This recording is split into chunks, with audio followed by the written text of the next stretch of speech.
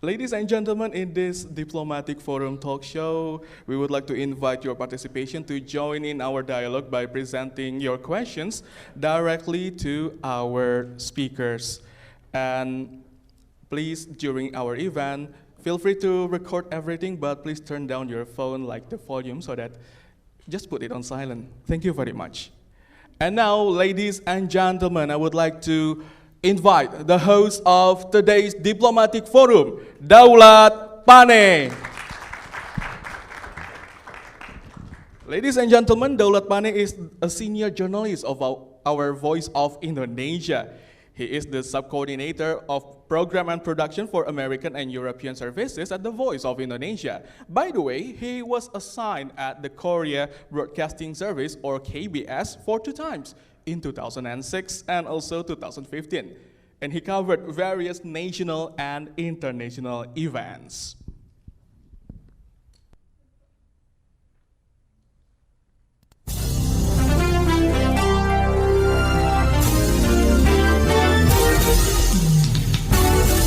Voice of Indonesia presents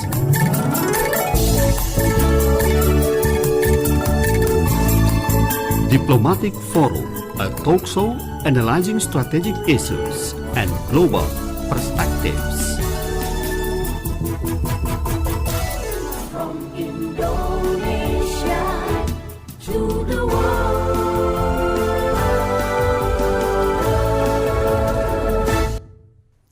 Assalamualaikum warahmatullahi wabarakatuh, ladies and gentlemen. Today, our diplomatic forum is going to discuss a topic: youth, their inspiration for the world's better future. And this diplomatic forum is broadcast, as my colleague Steve said. Steve will be my co-host for today's forum. Broadcast on YouTube at Voice Indonesia and also our Facebook, The Voice of Indonesia. It can be also accessed through streaming www.voinews.id. And you can also join this program by sending your comments or questions via our Facebook fan page, Voice of Indonesia and The Voice of Indonesia. And now, let me call to come to the stage to discuss our topic for today. First, I would like to invite Ambassador of the Kingdom of Morocco, His Excellency Ouadia bin Abdullah. And next, I would like to invite to come to the stage Director of Education, English and Society at British Council Indonesia, Colm Peter Dons.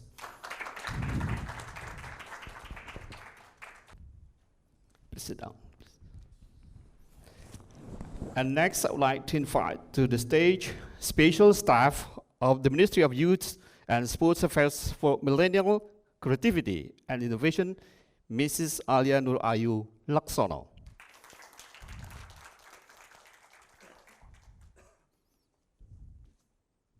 Here, Mbak Alia. Thank you. And also would like to call to come to stage founder of Society and Renewable Energy, Zagy, Yakana, Berian.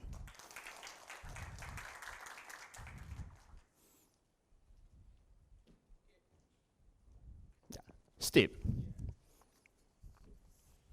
Okay, actually, we all know, Indonesians know that Bung Karno once said that, "Give me 1,000 old men and I will uproot the Mount Semeru from the roots. But give me 10 youths," is it 10 or 7? 10, yeah. 10 youths only, and he will surely shake the whole world. And that's the expression of Bung Karno related to the role of the youth in Indonesia especially. And through the G20, Indonesian youths and other members of the G20 can play a major role in determining the policy directions and become an official consultation forum for youth in all the G20 countries to discuss the global issues as we know it. And the G20 presidency is actually a big opportunity to encourage the youth of the G20 countries as future leaders to raise the awareness about global issues, exchange ideas like what we are doing here right now, and argue, negotiate, and reach consensus, of course. And this diplomatic forum is similar to that. It is an opportunity to exchange ideas, voice inspiration for a better future for the whole world. Thank you, Steve. As already mentioned, our president directors in his remarks, and also what Steve said just now, here we can see how powerful youth is. And in this segment, first segment, we'll discuss about the building creative, adaptive, and innovative young generation. And the first questions will go to Alia. Yes, Miss, should I use the Mrs. or just say Alia? Which? Just Alia. It's Alia, yeah. okay. So what is the involvement of youth in solving national and global problems like? Okay, so thank you for the question. Good morning, everyone. Good morning. The involvement of youth in solving national and global problems, we are very much involved and in solving national and global problems within the framework of global goals or SDGs at this year's G20, such as the UN SDGs. This young generation has been particularly involved in SDGs 13 and 14 concerning the environment through youth-led organizations, advocacy, and cleanup organizations. To provide a platform for young people to solve national and global problems, the ministry that I work for, the Ministry of Youth and Sports, has various programs that creates a platform and opportunity to support many youth involvement in solving national global problems, especially within the environment space. We have a program called Program Pepe Lingasih, which is a program to support and facilitate youth environmental initiative such as cleaning beaches, beach cleanups, cleanups of local public spaces and facilities. So we are very much involved and we are very much aware of various national and global issues, and I feel like the youth of this generation is very much actively participating in solving a lot of the issues through youth organizations and communities. Yes, Steve.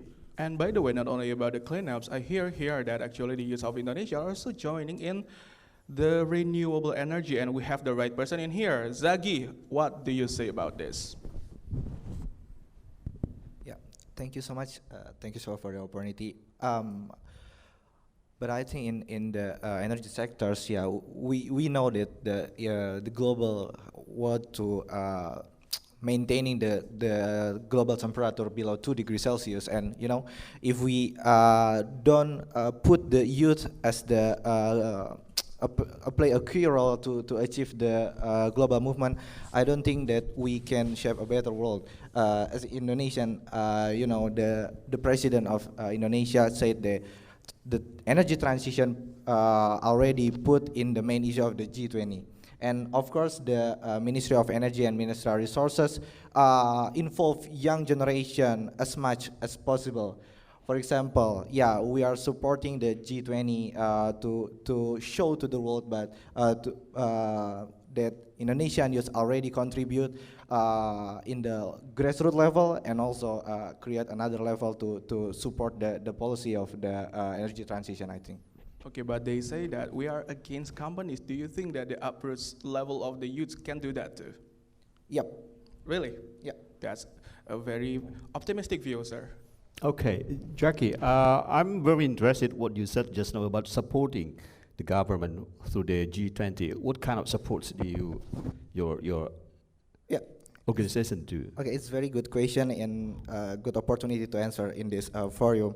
As we know that the energy transition working group is very have a tight schedule to the energy transition ministerial meeting in the Bali September, and then we are being a knowledge partner. For example, the chairs of the Energy Transition Working Group say to me, Zagy, I want a dedicated team to support me as the chairs of the Energy Transition Working Group to create some materials for the meetings, materials for the positioning in the energy transition. And then for the awareness campaign, we support the government program, especially the Ministry of Energy create the youth movement for energy transition working group. It outside from the Y20, but yeah, you know, the energy transition working group think that the energy transition has a big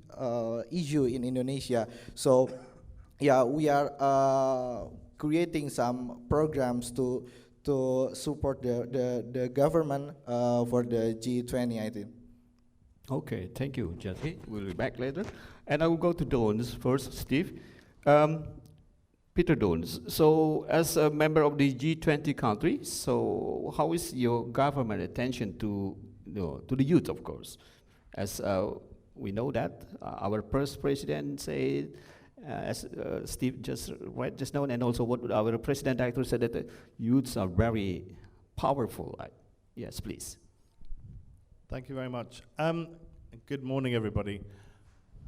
I'd like to say a couple of things, maybe answering that question, but also referring to the last question about climate change. At the moment, the UK government is still the president of what we call COP, this annual meeting to discuss action to tackle climate change. And last year, when the president of COP, Alok Sharma, came to Indonesia, I organized a youth climate leaders roundtable with him, where they talked about the issues here in Indonesia. And some of the things that came up, Indonesia is at the heart of both being affected by climate change strongly. The impact of climate change will be felt very strongly in Indonesia, but also at the heart of tackling climate change, in preserving forests and across, especially in Papua and across Indonesia. And the kind of action that these young Indonesians, very young leaders, were asking for, one is better communication and education, because although they were very familiar with the biggest issue probably of our time, the challenge of climate change, they still felt that there was more that could be done, and that's an area that I'm very passionate about climate change education. But they were what I see here in listening to those young Indonesians, and I see across Indonesia, is huge amounts of innovation, entrepreneurialism, and ideas. And I think what the British government is trying to do, sometimes we do it very well, sometimes we could do it better, I think all countries could do this better, is to really listen to young people in a real way, not a tokenistic way, and get them involved in designing some of the actions that we can take to tackle these big global problems. So I think I'll stop there for now. Okay, Steve, sorry. Have you, because you all ever organize a meeting for the climate change, have you ever working together with Zagy or Alia for this? I think, actually, within the British Council, I'll briefly say that I'm from the British Council. It's connected to the British Embassy, but it's not quite the same. And our whole mission here in Indonesia is to work with and support young people across education, English especially, arts and culture, and society. And our teams have worked with the Ministry of Youth and Sport, specifically in getting more women into football, to play football, but also in areas like creative economy, and many others. Okay, thank you, Dalan. Steve. Yeah, moving on into the Ambassador Benabdellah. What about in your country? What about the youths in your country? Bismillah ar-Rahman ar-Rahim. Assalamu alaikum wa rahmatullahi wa barakatuh. First of all, I would like to thank my thanks to RRA, Voice of Indonesia, for this, for inviting me, for sharing with you and with auditors. As ambassador of King His Majesty Mohammed VI, King of Morocco, I am happy, proud to be here and to speak about our young population. Morocco is more than 50% of youngs. We are proud of that. It's our lucky, but it is a big challenge. Big challenge because in these times, in these crisis times also, if we have to say it, how to manage all this. So the challenge of the government is very hard, and we believe that the efforts are really positive. Morocco has since 25 years a young king, and this king was working a lot for young population. They grow together. They grow together. They make the politics together. Today in Morocco, many politics are. And sorry for my English, please, if the English is not perfect, because we learn in Arabic and French, but we communicate in many other languages. So the politics to the young generations are very pushing them to be innovative, to be entrepreneurs, to be also open to the world. And it is in these times, it is really important to be open to the world. The education is, you go to Morocco, any young man or woman can speak to you in Arabic, in French, can understand you in English, can understand you in Spanish, sometimes in Italian also. And this opening, because we are also good to know, Morocco is a crossroad between Africa, between Arabic countries, between Mediterranean countries and European countries. So we are in this crossroad, and it makes us very open, and Morocco is known by that, very open country. So our young generations are very pushed to be also open, innovative, and the politics also go in this way. Okay. Last thing in this, just in the current government, more than $600 million are affected to push the youngs issue from universities to create their own company, their own enterprise. Mm-hmm. And we have sectors, and the target is in these 3 years, 250,000 enterprises created by these young generations. And also, the sectors are the sectors where what Morocco target as the sectors of the future. Renewable energies, new technologies, protection de la nature, natural protection, and others. Thank you. So it seems that the government really supports the young people in Morocco for their creativity, and then especially to build your own business, also for education, health, and environment. Okay, thank you, Ambassador Benabdellah. I will back to Alia.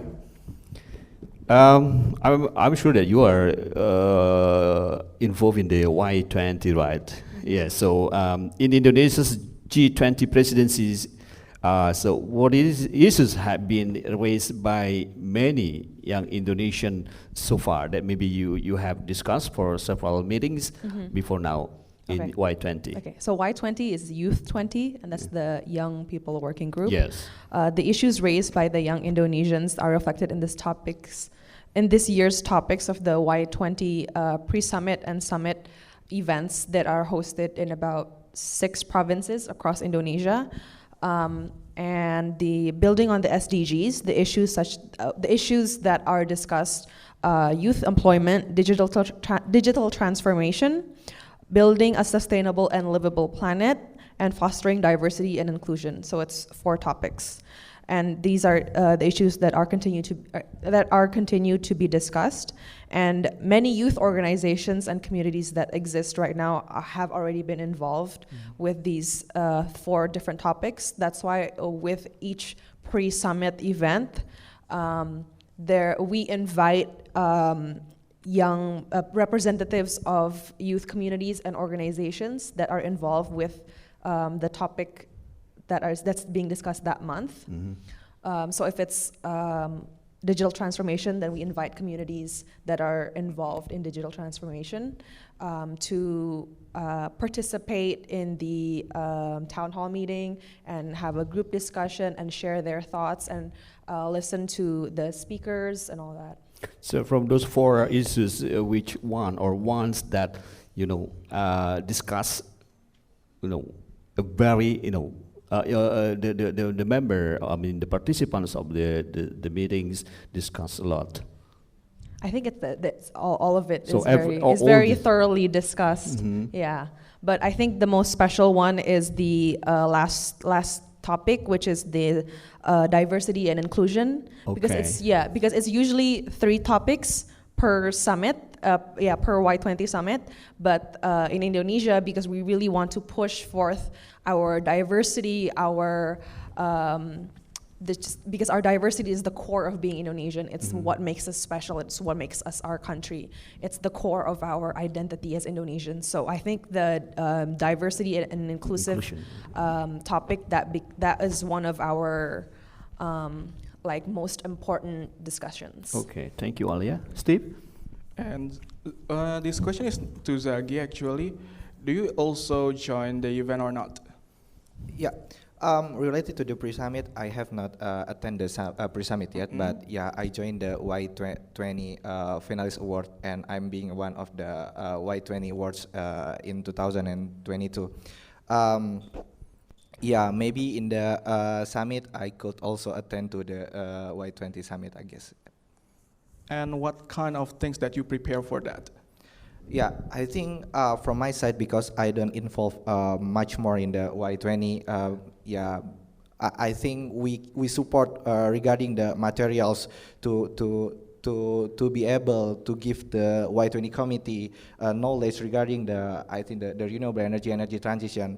As Alia said, the inclusion, we do the just transition, just transition. When we talk about the transition, we have to put the indigenous people, we have to put the remote area economic activities to support with the renewable energy, put the renewable energy as the main pillar to support the economic activities in the remote area. And I think that is very important, and that's very awesome if we can showcasing in the G20, especially in the Y20. Okay, actually in this room I would like to know, besides Alia and Zagy, is there anyone involved in the Y20? Okay, there's one over there. We have one here. I think I should go there. Okay, you are also involved in the Y20. From where and how do you get involved? And actually, please state your name first and from where. Thank you. Introduce, my name is Maulana Muhammad Ramadan. I'm from South Tangerang, and I'm as the finalist of Y20 Awards as the topic of youth employment. So that is okay. Sorry. What kind of preparations are you making actually for that? My project in Y20 Awards is making the youth of to improve their potential, and then they can be recover the social for the recover economy socially. That's it. Okay.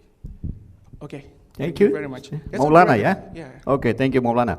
I'll go to Ambassador Benabdellah. This is Alia. I mean, already said that diversity and inclusion is one of the topic we discuss a lot in this forum, I mean the Y20.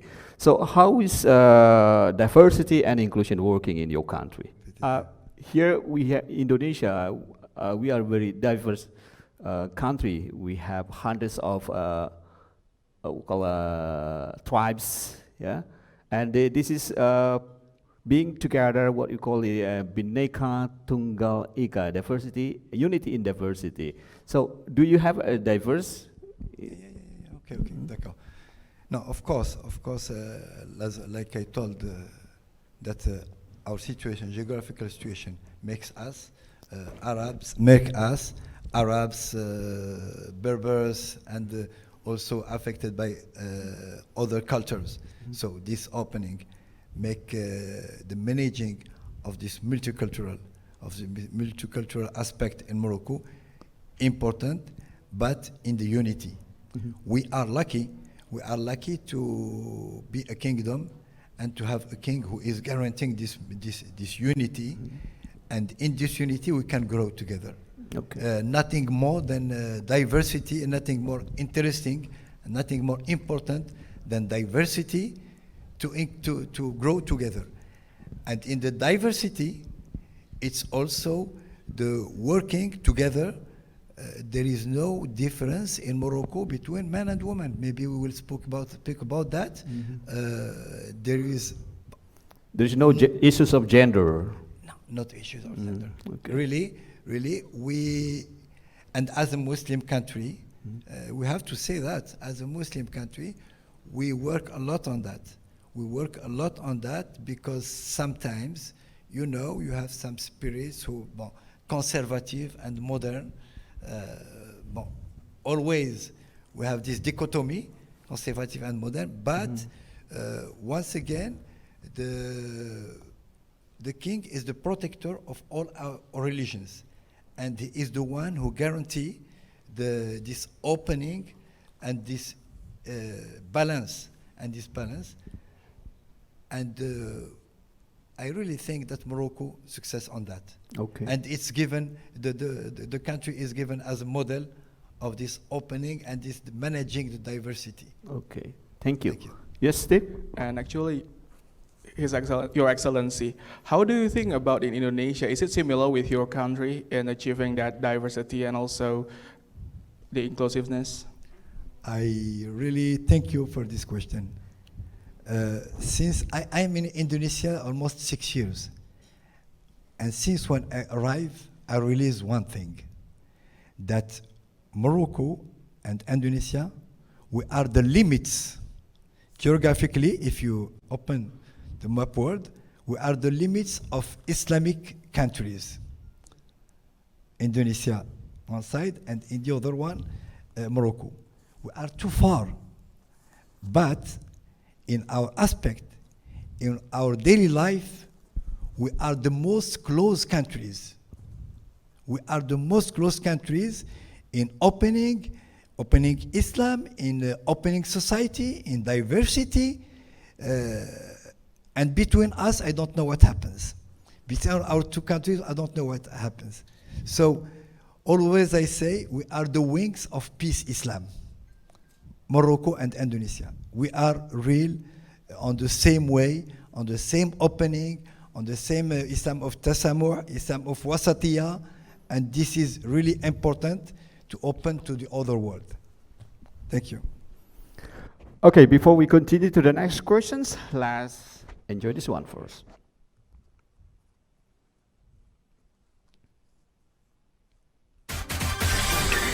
This diplomatic forum is brought to you by RRI World Service, Voice of Indonesia.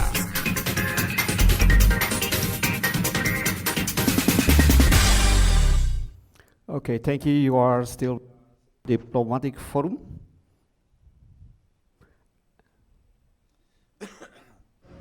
Youth is a very expensive and priceless asset of the nation. Youth is a pillar for the progress and development of the nation. The young generation is an important component that needs to be involved in the development of a nation. This is because the younger generation has a strong physique, new knowledge, and innovative, and also has a level of creativity. We can see many young people who have led companies to contribute to their country. Therefore, without the role of youth, a nation will be difficult to change. Okay, thank you. Yes, I'm still focused on diversity because don't you haven't talking about diversity in your country. So is this related to diversity in each country are generally different?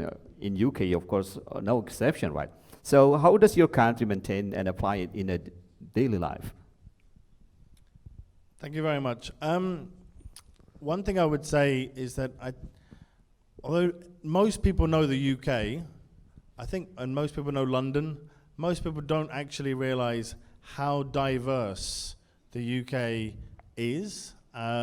If you've been to London, if you get on a bus or on the train, you'll probably be surrounded by people from all parts of the UK with different accents, just like here in Indonesia, but also all around the world. I mean, we've had people moving to the UK for centuries. We have big populations of people, especially from South Asia. So there's a lot of people from descent from India, from Pakistan. But many of these people, they're maybe now first or second generation. So their parents maybe moved to Britain 100 years ago or 50 years ago, but they themselves were born in the UK. And very much they are British citizens. Our mayor of London is a Muslim, and his family moved to the UK. So over time, we have become a very, very diverse country. And I think that's one of the things that we're very proud of and gives us great strength.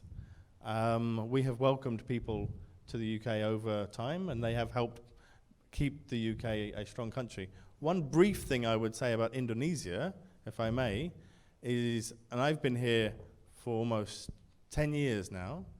Wow, 10 years. Almost 10 years. You speak Bahasa Indonesia, right? Sedikit.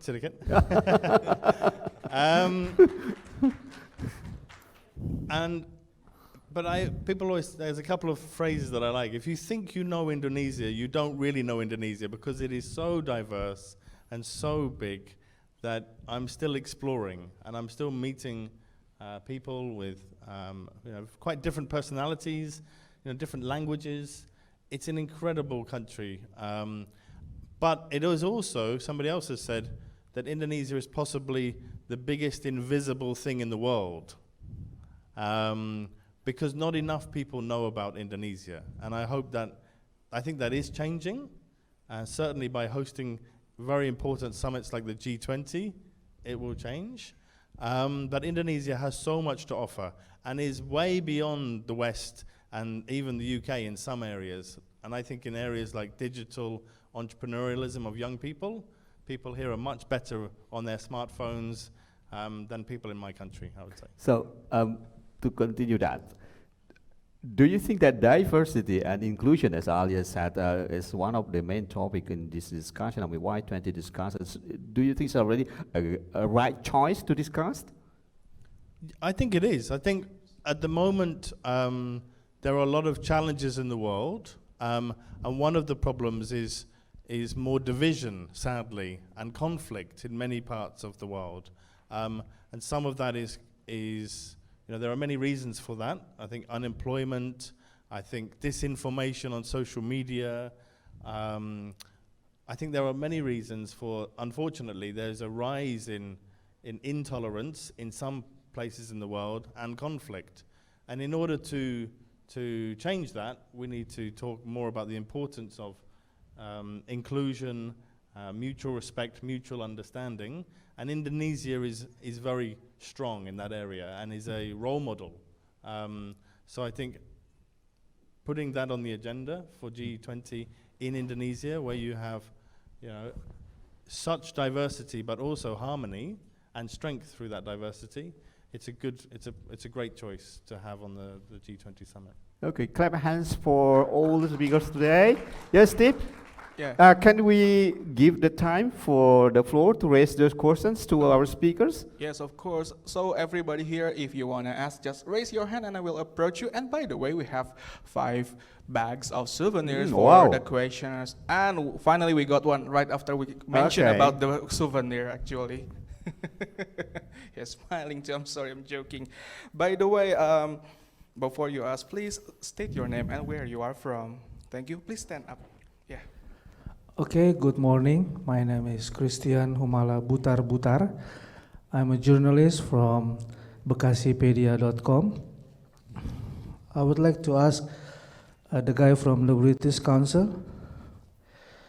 You said earlier in the beginning of speaking, you said your country has done working together with our country in terms of football and women's right.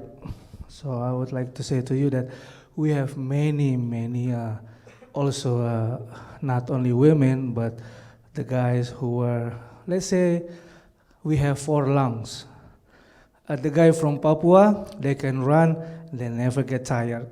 You know, and we have our best soccer player also from Papua. So my dream is if British can work more better in that area. That's the first. And the second question is, you say Indonesia had many strong area. Would you like me to describe that? How many more area we are strong? I mean, we have gold, we have, you know, you can name it. And I love British when they work together. You guys make the country you work together is develop, not being poor. Thank you very much. Maybe I could just briefly respond to that, and I would say that I follow Indonesian football, and I hope Indonesia, the national team, will qualify in the future for the World Cup. But I myself am not very good at football because I'm not very good at kicking the ball, but I play badminton. But obviously in this country, I'm still learning, and I have a lot to learn. But I think, you know, thank you for your comments, and I'm sure that from, you know, Papua it certainly is the lungs of the country and the lungs of the earth. Yeah. Okay, anybody else want to ask another question, please? From that corner, any questions? They are shaking their heads. Another table, any more questions? They are staring at each other. Oh, on the back. Another one on the back. Okay. I'm expecting you to ask questions later because you are the younger people here. Okay? Okay. Hello, good morning everyone. I'm Tias from suaramerdekanews.com. I just want to ask to Mr. Downs, you said that you've been here for about 10 years. I just want to ask, is there any input for Indonesia? Of course, you've seen the negative things or the positive things. Maybe you can give or share the negative or what is it? The input you give. You can give the input for Indonesia. Thank you. Maybe I'll briefly comment on that and then invite maybe some of the other panelists to also comment on that question. I must say, over my 10 years, and I really consider Indonesia a home now. My family are here. My wife is Indonesian. Indonesia, for me, we talk about enormous potential, and it's always been, it's full of enormous potential. And I think in some areas, that potential is being realized, and I see fantastic development under President Jokowi in infrastructure. I can drive to Semarang in 4.5 hours if there's, you know, nowadays, which is a lot faster than it used to be. You know, I work with the Ministry of Education a lot. I work with other ministries. I see real appetite for innovation, for change, positive steps. The Minister of Education is strongly encouraging more universities to partner with Indonesian universities to strengthen the higher education system, which is an area that I particularly work in. there are more scholarships for Indonesians to study here in Indonesia and overseas, because I think it's really important that we provide opportunities for everybody, that there is inequality. But there are still big challenges, and I think inequality everywhere in the world is probably, for me, the biggest challenge. And how do we make sure that the most privileged share some of their success and their opportunities, and we make sure that everybody has opportunities. So I'd like to see more programs and development, especially in eastern Indonesia and across the whole country. But I know this is a vision shared by Indonesia, but maybe Okay. others. Is there anyone want to add what's already don'ts? Yeah, maybe Okay, I want Jackie? to add some regarding the education. For example, the Society of Renewable Energy are already in the 40 universities across Indonesia. So when we talk about the inequality regarding the uneven educational standard, yeah, maybe in the first class of the university can run regarding the running some programs, creating some innovation, but the rest they don't know how to find the external courses. They don't know how to increase their capability. I think, yeah. The Ministry of Education within the Mr. Nadiem Makarim, I think there's some program called Kampus Merdeka Berdeka Belajar. Yes. I think that's very amazing program. So we can contribute more to the society, contribute more to the university within the easiest way to conduct some curriculum. For example, in the energy transition again, we already create some program with the Ministry of Energy called by the Guerrilla, Gerakan Inisiatif Listrik Tenaga Surya, or Solar PV Installation Initiative. We can provide the student to learn more regarding the solar panel and install to the remote area. Every student that join the program, they can transfer their credit up to 20 credits. It's very amazing, right? They can study, they can learn more regarding the solar PV, and yeah, they have networking with the expert, etc., etc. Yeah, Indonesia is very have the strong capability to change the better world in the future, I guess. Yeah, maybe I'll stop there. Okay, thank you, Jackie. Alia, you want to add? No? So, Tias, have you got the answer? Okay, thank you. Yeah, still about inclusiveness, back to Alia. So, who is responsible actually and for creating an inclusive youth generation, and how, this is the important question, how to instill and encourage inclusiveness in children? So we are all responsible for creating an inclusive environment in all generations. So everyone has a role to play, be it the public, private, and even ourselves. So private sector, public sector, and even ourselves. So we all have a role to create an inclusive youth generation. The public, private, and people must embrace inclusive culture to create a non-discriminatory society, allowing equitable treatment and tolerance between all sectors of society. And when we're talking about inclusiveness and diversity, it's not just about difference in race and religion, but also including those with mental and physical disabled. The disabled community. Sometimes we tend to forget about them or not pay as much attention because it might be a bit difficult, or we don't know how to properly respond or how to treat them. But they are equally, they have an equal right to education, equal right to career opportunities, such as the rest of us.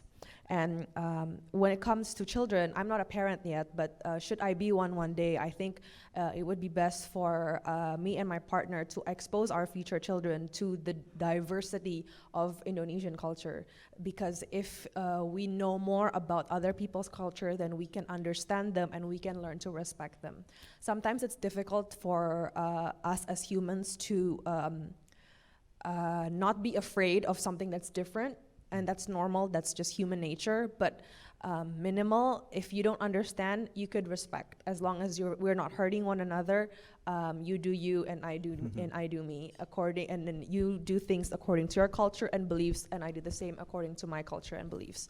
So it starts with exposing the younger generation to things that are different to them, and teaching them about the importance of respecting one another and loving one another, and also creating a safe space to create an open dialogue and communication, and allowing possibilities of collaboration between people of varying races, religions, genders, physical and mental abilities, and whatnot. Okay, so in what age do you think you should teach this to your children? Honestly, as soon as possible. As soon Because as yeah, possible. especially now that they have social media, YouTube and whatnot, it's so much easier to teach young people. Because I have really young nieces and nephews, and they're exposed to a lot of Western media through social media.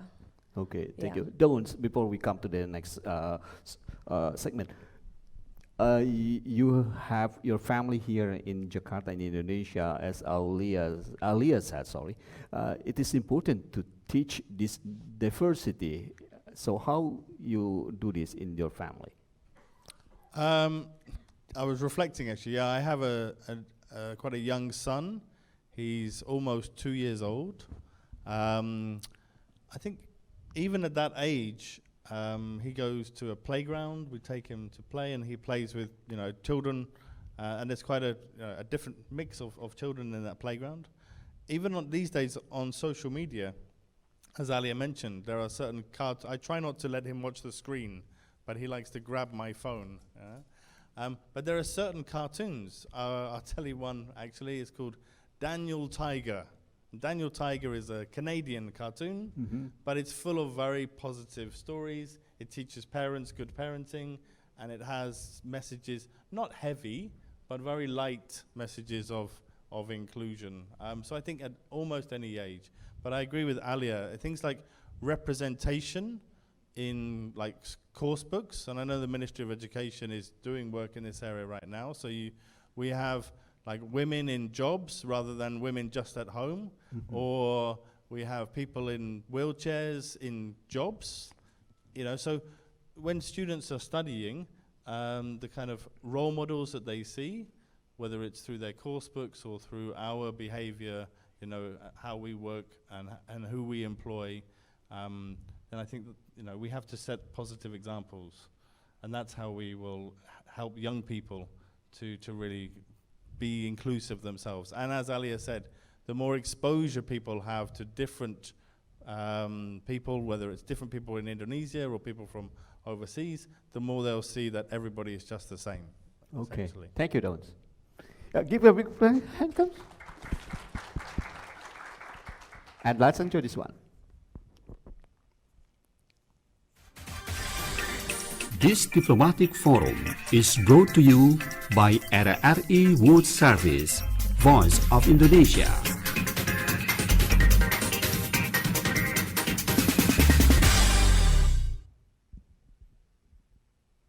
I think it is time for youth to voice their opinions on economic, social, and political aspects of the global. As youth, we must understand global issues and dare to give our opinion because we are future leaders. And today's youth have many skills and knowledge of recent issues. I participated in the ASEAN Youth Conference in 2021. We were divided into 3 groups to discuss ASEAN regarding economic, social, and political aspects. We discussed the issues that were currently happening, also some suitable solution and obstacle for the future. Then the solution were sent to the ASEAN Secretariat. From this ASEAN Youth Conference, we can see that today's youth can participate in solving the problems and issues that are happening. So I think the Y20 Summit can be a great forum for youth to voice their opinion, exchange ideas on global issues because our voices matter. Yes, all right, you are still with us in the diplomatic forum, and from what we hear from Tanya, that actually the youths have a lot of potentials, and the conference is kind of important for all of us. And by the way, talking about the Y20 Awards 2020, we have one of the finalists in here, which is Zagy. So actually, this is a kind of sharing session with Zagy. Zagy, this is the very first question about the Y20 Award. Why do you join that? Yeah. Thank you so much. I think yeah, a lot of project that has been done from us, and we have to show case the projects to the world. I found the Y20 Awards is the best or suitable event to showcase our projects. So, in Indonesia, especially the Y20 committee already initiated the Y20 Awards that has not been done before in the Y20 previous Y20. I think in the Y20 Awards we have some opportunity to networking to use all over the world, and then we can reach the expertise easily in the Y20 networks. And then when we talk about the Y20 Awards, the committee already set a bunch of the program, for example, the mentorship, and then the network to some strategic partner to support our projects. Yeah, I think it's very important to showcase the project in the Y20 Awards. I'll stop there. And actually, is it easy to join? That is the opportunity the same for all of the students available in here? Is it that easy to join that? Yeah, it's very easy to join the Y20 Awards, but I think maybe the committee already have specific requirement, specific category of the project that will be selected as the finalists or awards. I guess. Okay. Okay. So how is your feeling while you are? This is a very just light questions to be the big 20 for the Youth 20 award. Yeah, I've been one of the finalists. While it is announced, how does it feeling? I'm so honored to be Y20 awards, I guess. Yeah. Mm-hmm. Yeah, and then a lot of young generation apply for the Y20 awards, and in the Indonesia's presidency we can showcase our project in there. It's very amazing, I guess, to be able in the my country to showcase the youth project all over in Indonesia, I guess. Yeah. Okay, thank you, Jackie. So, Dons, just to inform you that Jackie has many projects outside Java Island. So, if you want to know more about Indonesia, to explore about Indonesia, you can go with him. Yeah. In this year, I partner with the Ministry of Energy, and also some of state-owned enterprises.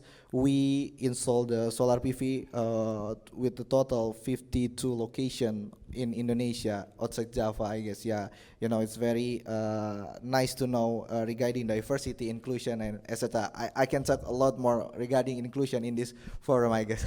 Okay. Yeah. Thank you, Jackie. Back to Ambassador Benabdellah. Sorry. As a known G20 country, we know that there are four main topics discussed this agenda: youth employment, Y20, digital transformation, a sustainable, livable planet, and also diversity and inclusion, as Alia mentioned just now. So, from those four topics, so which one is suitable? Or maybe your country has ideas that, okay, these four are not enough, so you have to add more from the outside of G20. Yes. You think I can choose one? Yes. No. No. I don't think. Both are important, not for my country, for the world. Yes. I congratulate Indonesia for the choice of the team recovering together. Yes, we are still living with COVID. Okay. We are still living with COVID, and the world is still affected, and it's more and more these last times. Okay. But we really have to recover together. This COVID gives us lessons to all the world, lessons to how to work together, how to help each other, and how to grow with others. Mm-hmm. And before living, and before the hope of living the COVID, we had this war in Ukraine and Russia, and we need the peace. we all need peace. And the G20 is turning around peace. How? Giving more peace to this world. Also, in these times, we see, in these last years, we see how the climate change and the catastrophe and disasters in the world. This is the other topic, and which will be discussed in the G20. How to help each other, how to work together in climate change and its new matters in renewable energies. Morocco is leader in its region in solar energy, in wind energy, and we have, I think, the biggest of solar farms in the world. And Morocco is targeting in 2030 to have 50% of his energy in clean energy. This is a big challenge, and we are on the good way.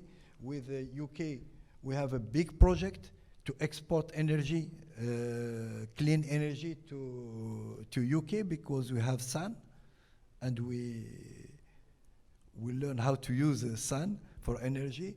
So many things in this world, and which are the main topics of the G20. Of course, we have big hopes. That's Indonesia, and the other countries who are not, between brackets, the most developed countries, are going to think and to be the voice of others. Okay. And Indonesia is really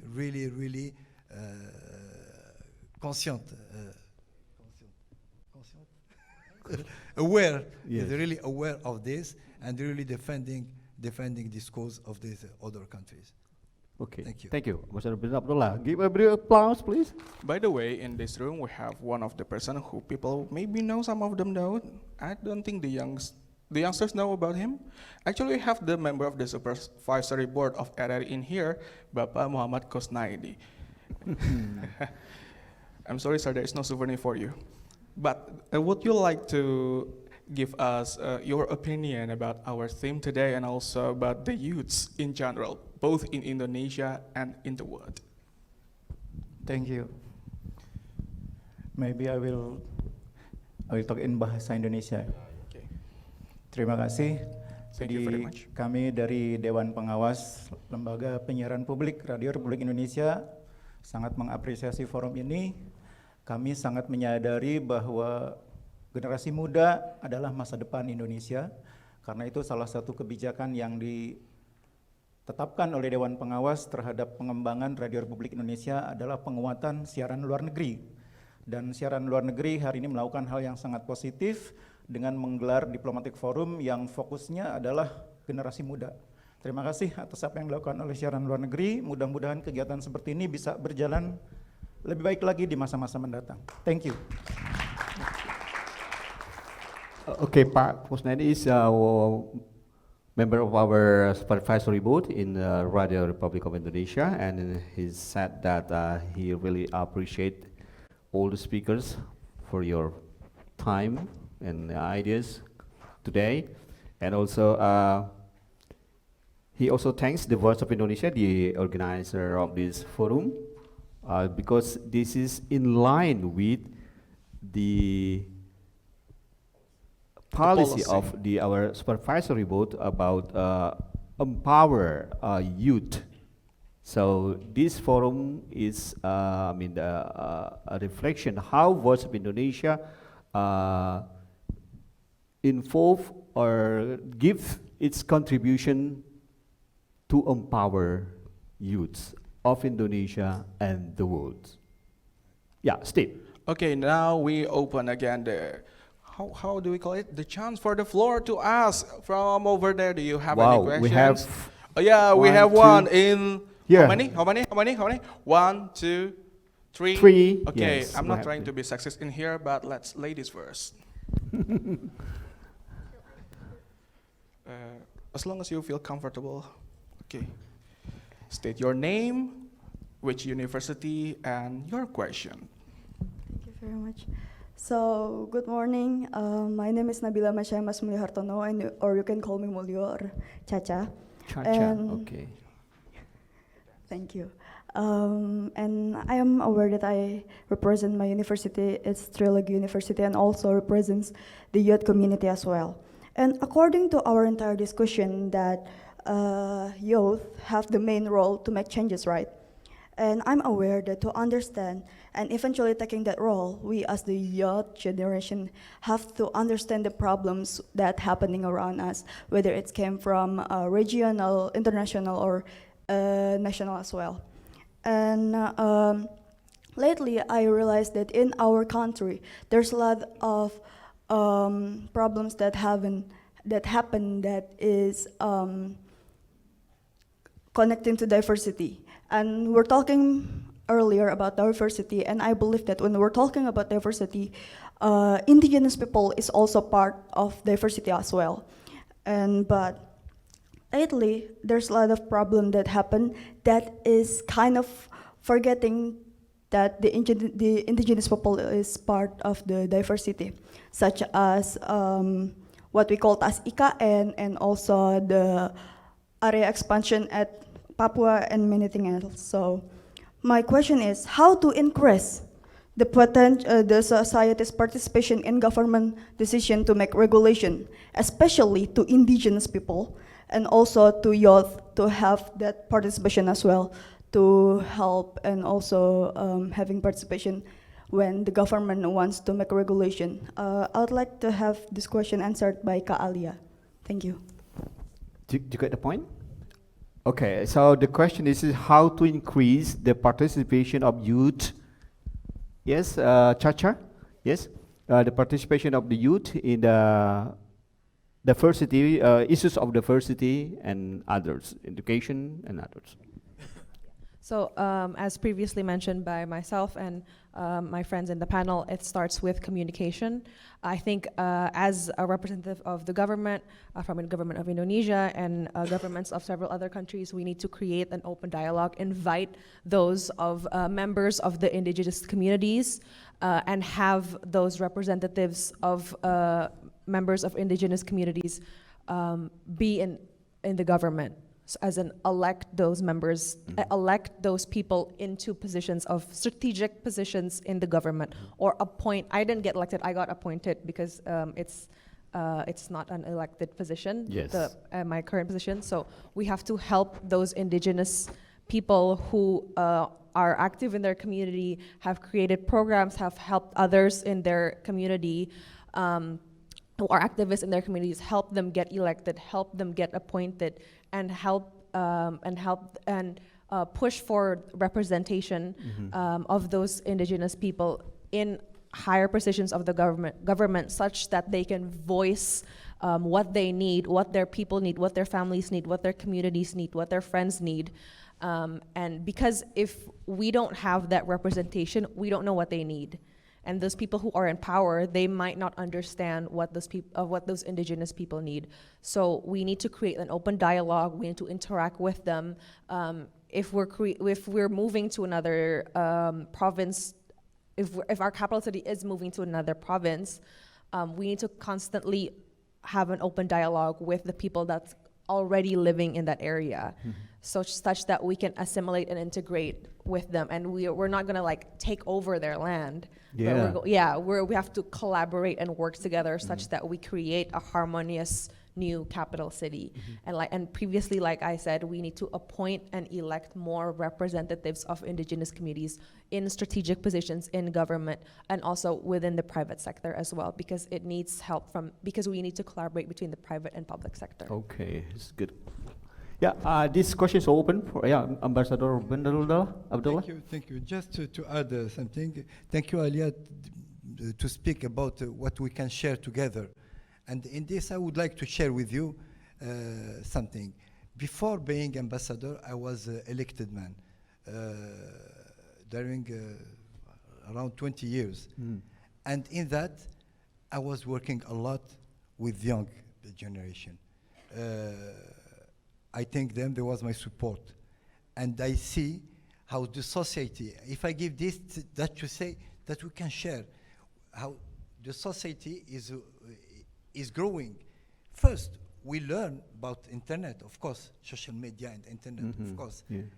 But it gives us, if this Excuse me, capacity, Ambassador? it gives us this capacity to be independent, to don't wait all time from what government can do for me, what administration can do for me. When we learn from social media, when we learn from that, we are independent. We learn we learn. We try to find ourselves. We try to learn also languages, English first, because today, if you don't speak English, you are like ignorant in front of your media, social media. So you learn by yourself. You are more independent. But there is one thing more, and one thing was in Morocco is very, very developed, is NGOs, associations. There are thousands and thousands of associations.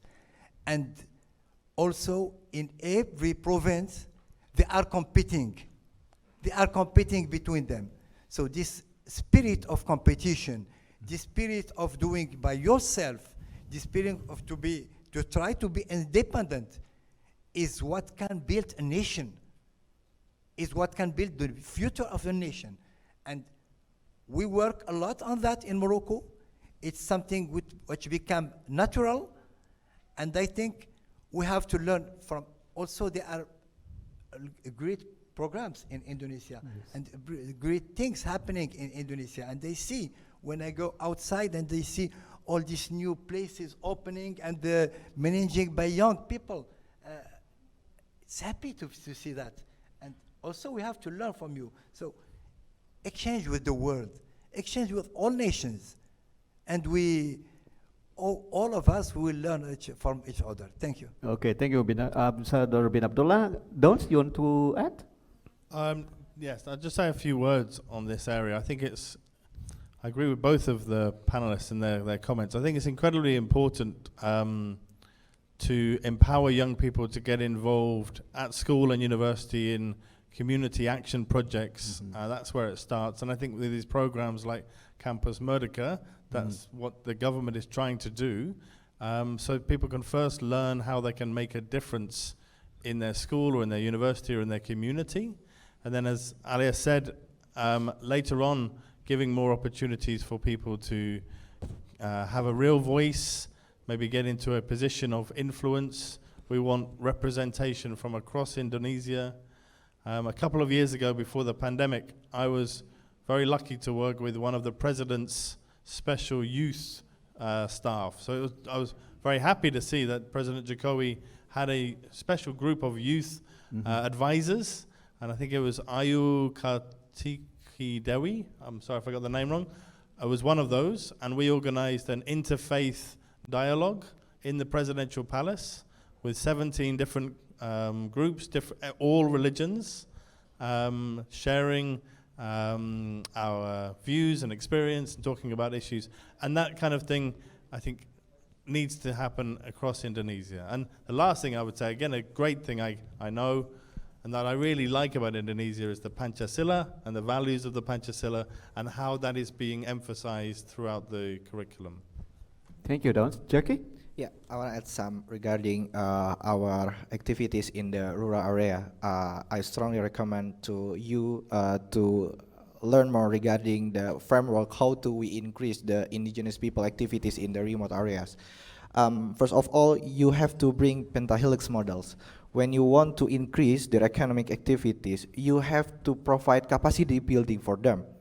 You know, when you want to give there some infrastructure, some technology, they don't know how to operate, they don't know how to maintenance. Yeah, you have to provide capacity building for them.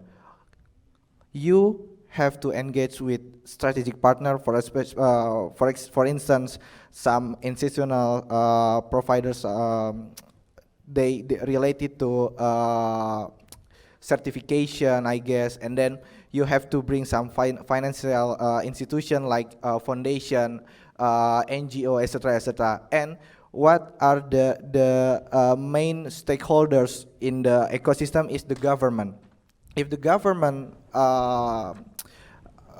support the ecosystem, all the parties will be eager to support the program. For instance, I get some endorsement from the Minister of Energy, and a lot of support comes from international, comes from the national level to enhance the economic activities in the remote area. I think that's the point that you have to run regarding the framework, I guess. Thank you. Thank you, Jackie. So, Chacha, from the speakers, the panelists, we know that the government, the NGOs have done many, so it's up to the youths how you to be active on this, right? Okay, Steve. One more question from over here. Please stand up a little bit. Thanks. State your name and then your question. Okay, thank you. My name is Handika Yohanes Simbolon. I am from Young Interfaith Peacemaker Community. About diversity and inclusivity in Indonesia. Indonesia has many ethnic languages and also has a big diversity in religion. We have 6 big religion and 22 local religion. So how about your nation, Your Highness from Morocco? How about Morocco build a peace generation through young people? Hello, thank you for your question. Yes. I think nothing better than speaking about I have 2 daughters. And at 12 years old, they was speaking Arabic, French, Spanish, and understanding English. 12 years old. Now they are professional. One of them is teaching in Spanish university, but teaching in English language. What means?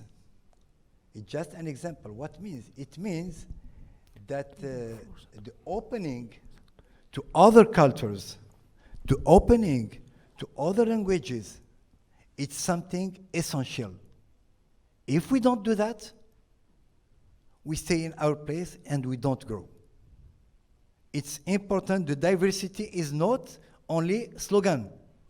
It's not only something we speak about. Yes, there is diversity in Indonesia. It's one of the greatest diversities. But better if we can exploit it. Better if we can go with our diversity to the world and taking also from the world. Yes. It is something important, not for Indonesia, not for Morocco alone, for all the world. It's our destiny. Destin in French.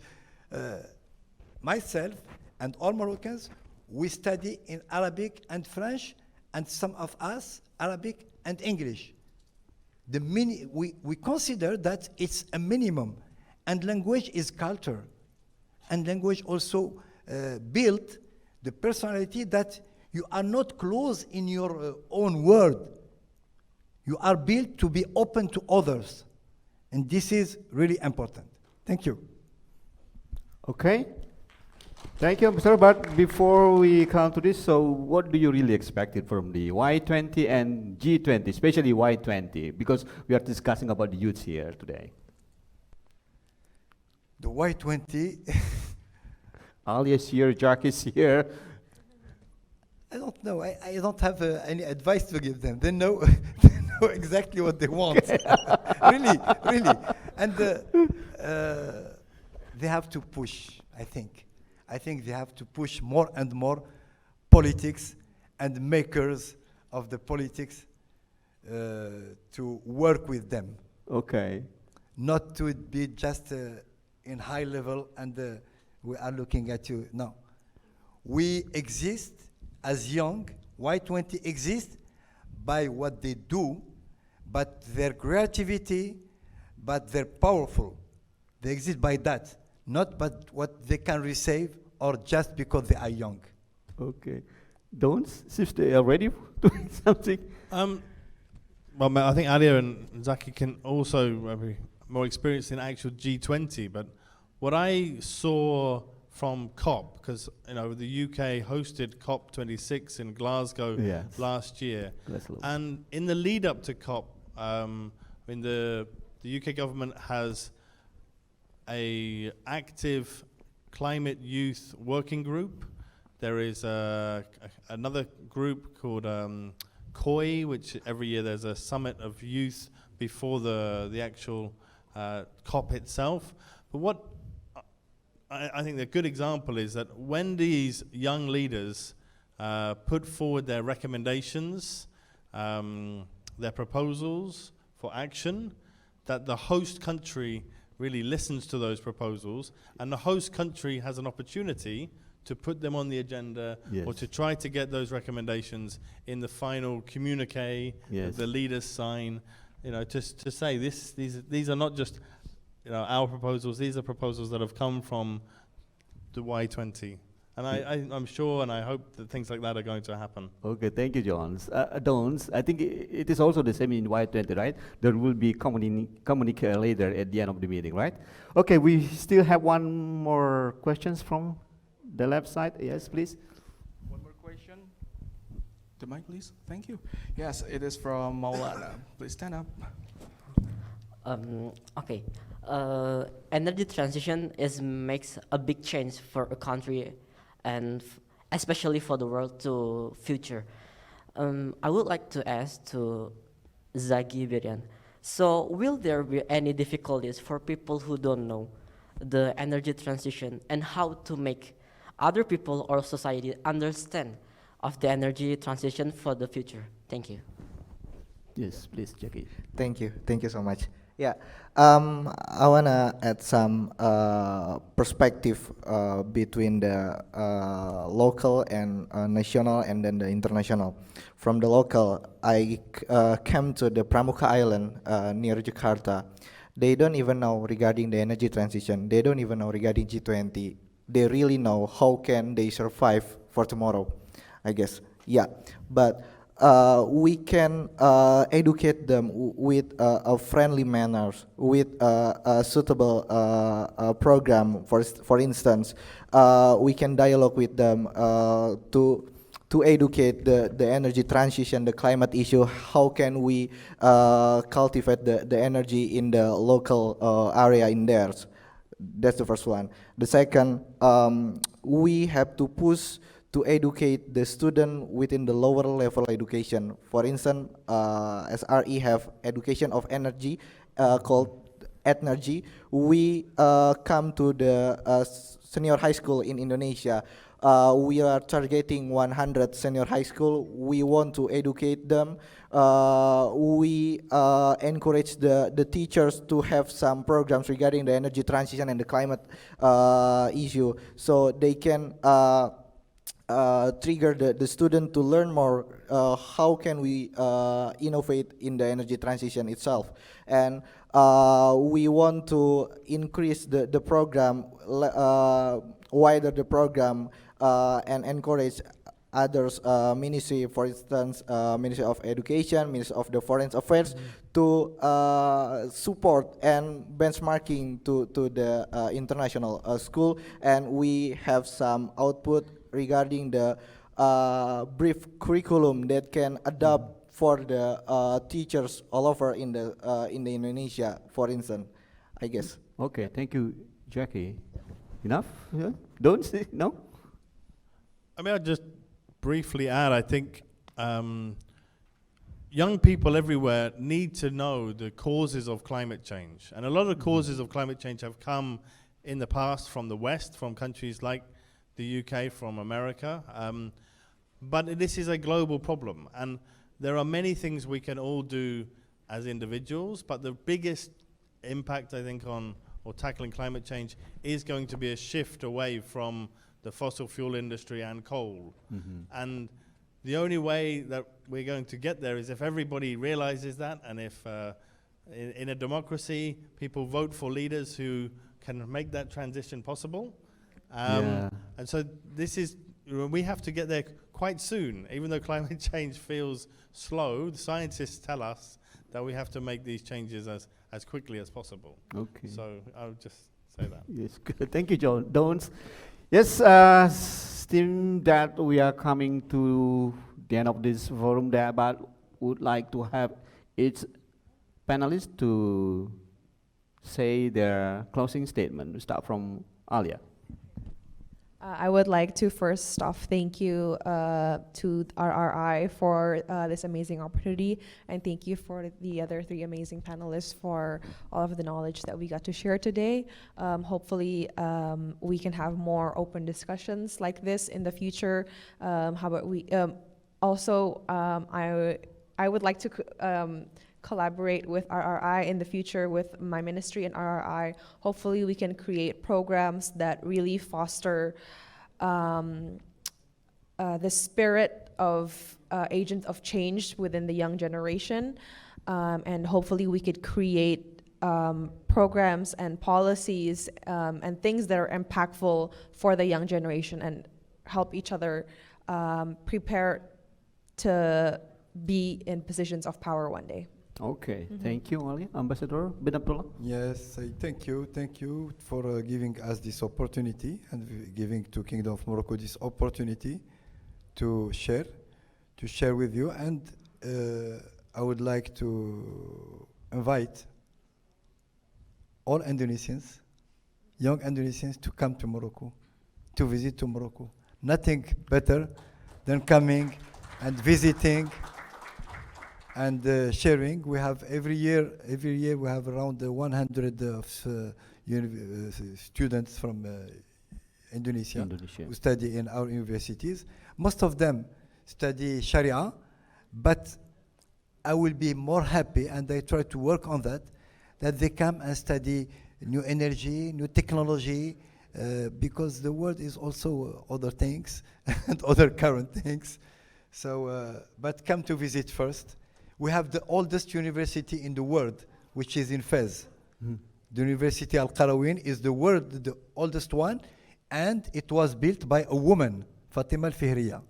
Woman, okay. No, not many people know that. So welcome, and really thank you for this opportunity, and there will be others, inshallah. Thank you, Ambassador Benabdellah. So the invitation is for young people, not for me anymore. Of course. Don't. Thank you very much. I want to just finish maybe with my closing remarks by telling you a very short story, a true story about an Indonesian colleague of mine. This Indonesian colleague came from a very poor family, family of farmers.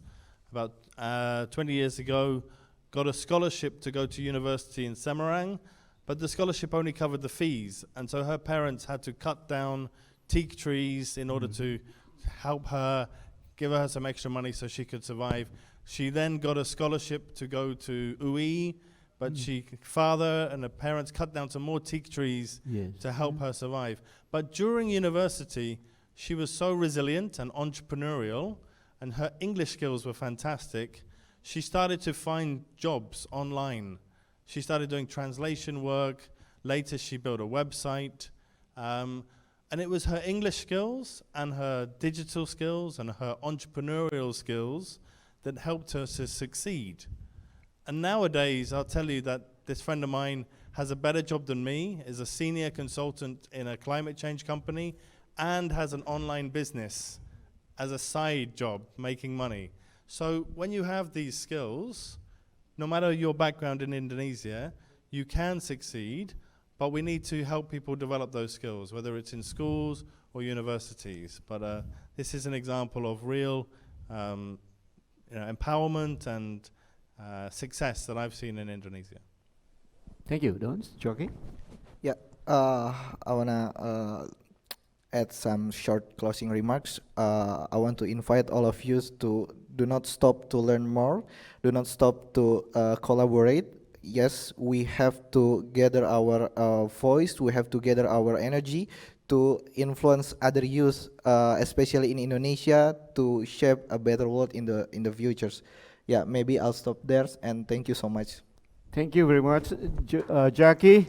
Yeah, very big applause for our speakers today. Thank you, Ambassador Benabdellah. Thank you for Dons and also Alia and Jackie.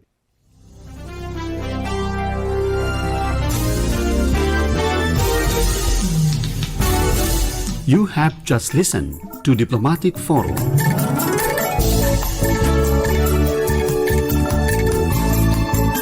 Broadcast by RRI World Service, Voice of Indonesia.